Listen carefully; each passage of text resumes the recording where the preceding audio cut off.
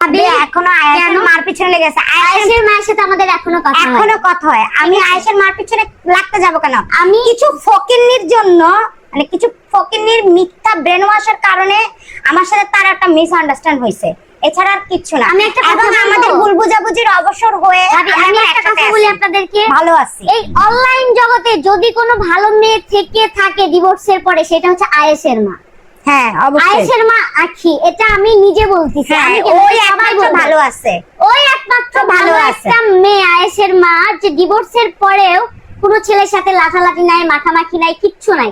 ওর মতো ওর ছেলেকে নিয়ে ভালো আছে, অনেক ভালো, ঠিক আছে। আর ও অনেক ভালো। ওকে আমি জাস্ট, ওর সাথে আমার ভুল বুঝাবুঝি হয়েছিল।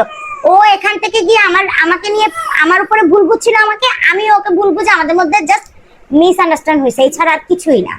ওর সাথে আমার এখনো ভালো সম্পর্ক আছে, আমাদের প্রায় কথা হয়, ওর সাথে আমার কোনো দ্বন্দ্ব নাই। আর ওর পিছনে তো আমি ভুলও লাগতে যাব না, কেন লাগতে যাব?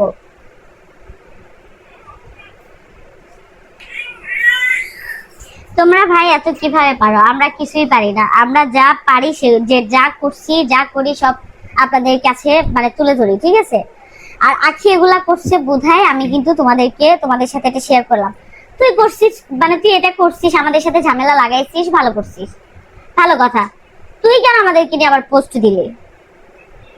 আখি কি চাই আসলে? আখি চাই কি আমি বলি, ওকে তো কোনো ছেলে যাই হোক বিয়ে করে না, সে ছেড়ে দেয়। আখি চায় রাজা যে তার ওয়াইফকে নিয়ে ভালো আছে, ভালোভাবে সংসার করতেছে, এটা ও করতে দিবে না, এটাই ও চায়।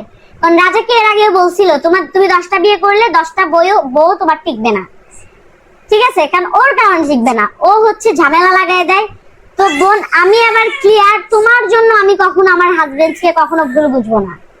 তুমি যেরকম ঝামেলা লাগাই দাও, যেরকম গুটি লাগাই দাও, তোমার জন্য অ্যাটলিস্ট আমার হাজবেন্ডকে ভুল বুঝবো না। আমি যেদিন দেখবো যে আমার হাজবেন্ড তোমাকে কল দিছে, মেসেজ দিছে, তুমি আমাকে বলবা অনলাইনে, তুমি আমাকে না বললে অনলাইনে দেখাবা, আমি আমার হাজবেন্ডকে লাইভে এসে জুতা দিয়ে পিটাবো।